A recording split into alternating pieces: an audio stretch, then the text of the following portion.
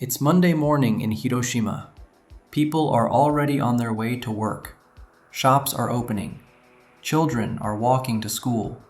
Nothing feels unusual. At 8:15 a.m., a single American B-29 bomber appears over the city.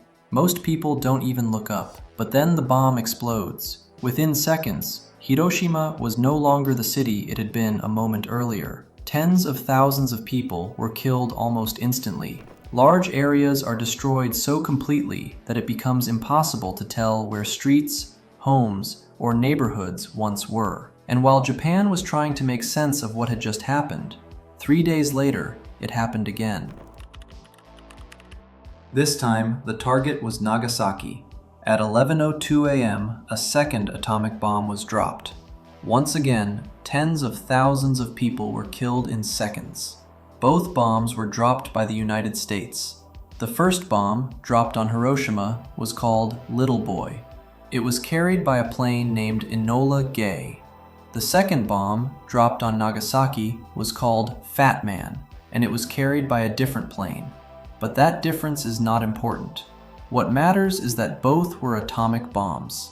Until that week in August 1945, no one had ever used this kind of weapon in war.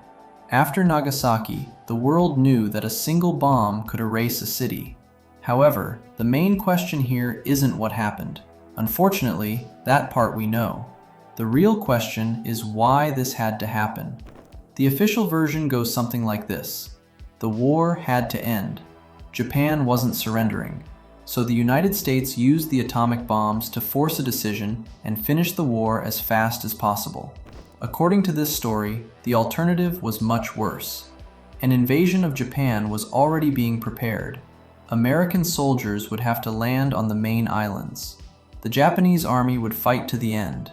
Civilians would be dragged into the fighting. The death toll, everyone says, would have been enormous. So the bombs are presented as the lesser evil. This is the version most people grow up hearing. It's in textbooks. And on the surface, it sounds logical because Japan surrendered shortly after. But you're not stupid enough to believe this is the whole story, right?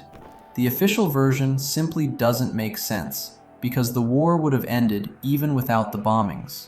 By the summer of 1945, Japan was already exhausted. Years of war had drained the country. Its navy was largely destroyed. American submarines controlled the seas, cutting off supplies of food, fuel, and raw materials. Tokyo had been firebombed months earlier, killing more people than either atomic bomb would on a single day. Japan was also isolated. Germany had already surrendered. There were no allies left who could realistically help. The idea that Japan was still strong and stable enough to fight indefinitely doesn't really hold up. On top of that, on August 8, 1945, 2 days after Hiroshima and 1 day before Nagasaki, the Soviet Union declared war on Japan. Japan had been hoping the Soviets might help negotiate a surrender on better terms. Instead, Soviet troops invaded Japanese-held territory in Asia and crushed entire armies in days. For Japan's leadership, this was a nightmare scenario. A continued war now meant fighting both the United States and the Soviet Union, with no way out. Also, Japan was already divided. Some leaders wanted to continue fighting. Others were actively looking for a way to surrender, as long as the emperor could remain in place.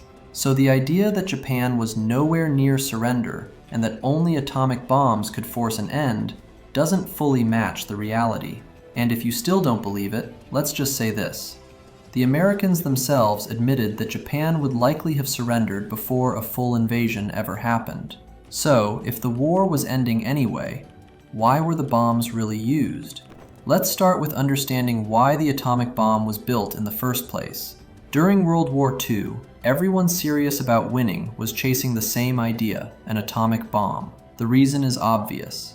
If you build the most powerful weapon in human history before your enemy does, you decide how the war ends. The real alarm bell rang in 1938, when German scientists discovered nuclear fission. This meant that enormous amounts of energy could be released by splitting an atom. Now here's the part where history gets selective. Around this time, several physicists of Jewish origin fled Europe and ended up in the United States. They warned American officials that Germany might be racing toward a nuclear weapon.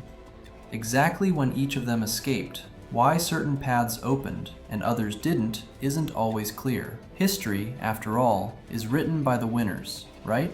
What we do know for sure is this. In 1939, Albert Einstein signed a letter to President Franklin D. Roosevelt. The letter warned that recent discoveries in nuclear physics could lead to extremely powerful new weapons, and that Nazi Germany might be working toward one. But Einstein wasn't the driving force behind it. The real pressure came from other scientists, especially Leo Szilard. Szilard had already imagined the idea of a nuclear chain reaction years earlier. He understood what fission actually meant. Szilard's role was to make sure the warning couldn't be ignored.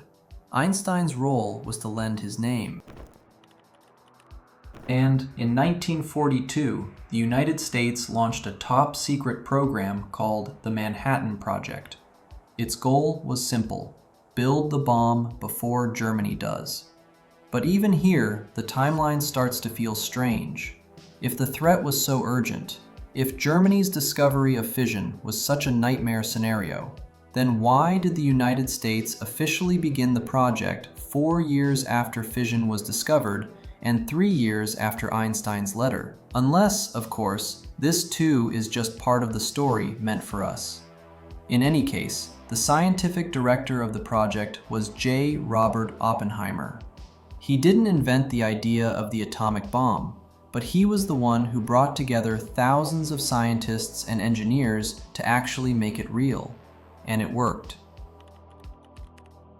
In July 1945, the first atomic bomb was successfully tested in the New Mexico desert. The explosion proved that the weapon was real and how powerful it was. Because of that test, the argument that the bombs were dropped on Japan just to see if they worked doesn't really hold up. They had already tested the weapon. They already knew it worked. What was left was a message to the world about power, about who now held it. Rebuilding Hiroshima and Nagasaki took years. Basic reconstruction began in the late 1940s, but it wasn't until the 1950s that the cities truly started to function again, and decades before they fully recovered. Contrary to early fears, most of the radiation from the bombs dissipated within weeks because the explosions happened in the air, not on the ground. But that didn't mean the danger was over. Survivors were exposed to intense radiation that stayed inside their bodies. In the years and decades that followed, cases of leukemia, cancer, and other illnesses kept rising. In the end, it doesn't matter whether the bombs truly ended the war, or whether Hiroshima marked the real end of World War II, because the moment the atomic bomb was revealed, history shifted. That explosion opened an entirely new chapter, and the world understood the message very quickly. Not long after the war ended, other countries began developing their own atomic bombs, one by one. But that's a story for another time.